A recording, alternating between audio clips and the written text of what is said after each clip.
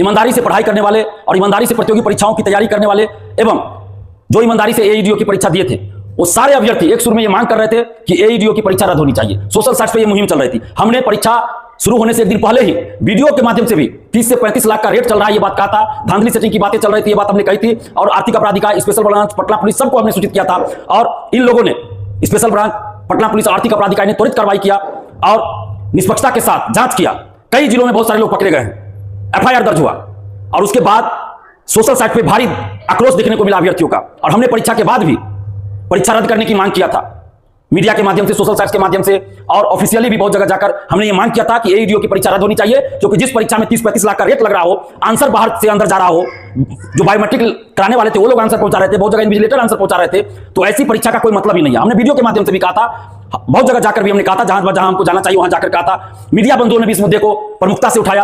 आर्थिक अपराध इकाई ने त्वरित कार्रवाई किया और जांच किया और उसमें भी ये बात सामने आई कि पेपर लीक और धांधली सेटिंग की बात सही है।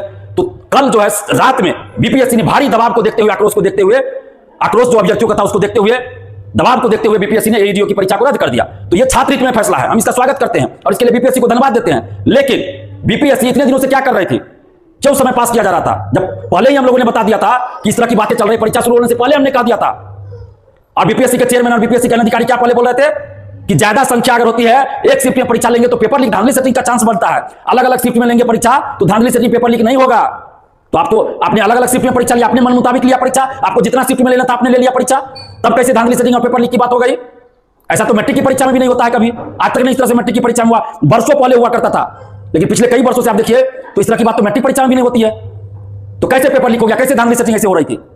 बीपीएससी को इसका जवाब देना पड़ेगा। हम धन्यवाद देते हैं स्पेशल ब्रांच, जो खुफिया विभाग है बिहार पुलिस का, स्पेशल ब्रांच आर्थिक अपराध इकाई बिहार पुलिस को हम दिल से धन्यवाद देते हैं कि ये लोग ईमानदारी से और त्वरित कार्रवाई किए हैं। और सम्राट चौधरी जो माननीय मुख्यमंत्री हैं हम लोगों के, उनसे हम मांग करते हैं कि जब तक बड़े बड़े परीक्षा माफिया, शिक्षा माफिया, चाहे वो कोई बड़ा से बड़ा नेता क्यों ना हो, बड़ा से बड़ा कोचिंग शिक्षक क्यों ना हो, बड़ा से बड़ा अधिकारी या कोई माफिया क्यों ना हो, उन लोगों को नहीं आप गिरफ्तार कीजिएगा, जेल नहीं भेजिएगा, उनकी संपत्तियों को जब तक जब्त नहीं कीजिएगा, जब तक उनकी संपत्ति पे, घर पे बुलडोजर नहीं चलाइएगा, तब तक पेपर लीक, धांधली सेटिंग नहीं रुकने वाली है। इसलिए सबसे ज्यादा जरूरी है कि बड़े बड़े शिक्षा माफिया जो है, परीक्षा माफिया, वैसे लोगों को अरेस्ट किया जाए, जेल भेजा जाए और उनकी संपत्ति को जब्त किया जाए, बुलडोजर चलाया जाए। और बीपीएससी ऑफिस के अंदर कौन है वो कर्मचारी, कौन है वो अधिकारी जो बार बार पेपर लीक में संलिप्त रहता है लेकिन उसको आज तक कोई पकड़ नहीं पाया? कौन है, कौन ये रैकेट चला रहा है, गैंग कौन चला रहा है? बीपीएससी ऑफिस के अंदर है वैसे लोग। तो वैसे लोगों को भी पकड़ने की जरूरत है, बीपीएससी ऑफिस से बाहर करने की जरूरत है, जेल भेजने की जरूरत है। और जब तक बीपीएससी में ऐसा नहीं किया जाएगा तब तक पेपर लीक, धांधली सेटिंग नहीं रुकने वाला। मैं कई बार कह चुका हूं, छोटी छोटी मछलियों को पकड़ लीजिएगा, उससे कुछ नहीं होगा, बड़े बड़े लोगों पर कार्रवाई करनी होगी। आर्थिक अपराध इकाई बड़ी ईमानदारी से, निष्पक्षता से काम त्वरित कार्रवाई करती है। हम धन्यवाद देते हैं आर्थिक अपराध इकाई को, और खासकर आर्थिक अपराध इकाई के जो हेड हैं नैयर हसनैन खान साहब, उनको हम दिल से धन्यवाद देते हैं कि वो हम लोगों की सूचना पर त्वरित कार्रवाई